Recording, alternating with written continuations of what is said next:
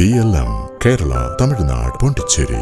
സംസ്ഥാനത്ത് കോഴിക്കോടും കണ്ണൂരും അടക്കം 4 ജില്ലകളിലെ DMO നിയമനം പ്രതിസന്ധിയിൽ. രാഷ്ട്രീയ ചരടുവലി എന്നാണ് ഉയരുന്ന ആക്ഷേപം. DCC നേതൃത്വവും ആരോഗ്യമന്ത്രിയും തട്ടിലായതാണ് പ്രതിസന്ധി രൂക്ഷമാക്കിയത്. കോഴിക്കോട് മാത്രം 11 പേരാണ് പരിഗണനയിലുള്ളത്. കാസർഗോഡും മലപ്പുറത്തും സമാന പ്രതിസന്ധിയുമുണ്ട്. അഡീഷണൽ DMOമാർക്കാണ് ഇപ്പോൾ ചുമതലയുള്ളത്. ഷിഗല്ലയടക്കം പകർച്ചവ്യാധികൾ രൂക്ഷമാകുന്ന ജില്ലകളിലെ DMO പ്രതിസന്ധി വലിയ ആശങ്കയാണ് സൃഷ്ടിക്കുന്നത്. അതേസമയം ആരോഗ്യ മേഖലയിൽ വീതം വെപ്പിന്റെ കൊയ്ത്തുത്സവം നടക്കുന്നതെന്നാണ് LDFന്റെ പരിഹാസം. ആരോഗ്യമന്ത്രി നിയമസഭയിൽ നൽകിയ ഉറപ്പ് പാലിക്കണമെന്ന് PA മുഹമ്മദ് റിയാസ് ആവശ്യപ്പെട്ടിട്ടുണ്ട്. മന്ത്രിയെ മറികടന്ന് ഉദ്യോഗസ്ഥർ തീരുമാനമെടുക്കുന്നുവെന്നും അദ്ദേഹം കുറ്റപ്പെടുത്തി. മന്ത്രിയുടെ വാക്ക് പ്രാവർത്തികമാകുന്നില്ല, മന്ത്രിയേക്കാൾ വലിയ ആരാണ് ആരോഗ്യവകുപ്പിലുള്ളതെന്നും റിയാസ് ചോദിച്ചു. ഏകോപനമുണ്ടാകാത്തത് രോഗികളെ ബാധിക്കുന്നുവെന്നും ആക്ഷേപമുണ്ട്.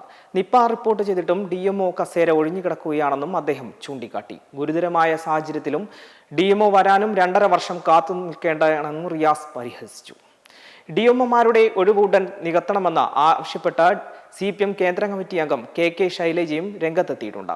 പകർച്ചപ്പനികളുടെ കാലത്ത് ജില്ലാ മെഡിക്കൽ ഓഫീസർ ഉണ്ടായിരിക്കുകയാണെന്ന് ഏറ്റവും പ്രധാനപ്പെട്ട കാര്യമാണെന്നും അവരാണ് കാര്യങ്ങൾ ഏകോപിപ്പിക്കേണ്ടതെന്നും KK ശൈലജ വിശദീകരിച്ചു. പകർച്ചവ്യാധി പ്രതിരോധത്തിന് ഹൈപ്പർ കമ്മിറ്റി അടക്കം രൂപീകരിക്കുന്ന സർക്കാർ DMO നിയമനത്തിൽ തുടരുന്ന വിമുഖത വലിയ വിമർശനങ്ങൾക്കിടയാക്കുകയാണ്. നിയമനം വൈകുന്നതിൽ സാങ്കേതിക ന്യായമാണ് ആരോഗ്യവകുപ്പ് ഉയർത്തുന്നത്. സാധാരണ ഡിപ്പാർട്ട്മെന്റ് പ്രൊമോഷൻ കമ്മിറ്റി കൂടിയാണ് DMOയെ നിയമിക്കേണ്ടത്. എന്നാൽ ഇത് അനന്തമായി നീണ്ടുപോയതും പ്രതിസന്ധിക്ക് കാരണമായിട്ടുണ്ട്. കോഴിക്കോട് പോലെയുള്ള വലിയ ജില്ലകളിൽ അഡീഷണൽ ഡയറക്ടർ തസ്തികയിലുള്ള ഉദ്യോഗസ്ഥരെയോ DMOയായി നിയമിക്കാറുള്ളത്. ഇക്കാര്യങ്ങളിലടക്കം നടപടിക്രമങ്ങൾ പാലിക്കുന്നതിൽ വലിയ വീഴ്ച സംഭവിച്ചെന്നാണ് വിലയിരുത്തൽ. മെമ്പർമാരുടെ നിക്ഷേപങ്ങൾക്ക് ഉയർന്ന ലാഭവിഹിതം നൽകുന്ന കേന്ദ്ര സർക്കാർ സഹകരണ registered society Bharat Lajna multi state housing cooperative society limited.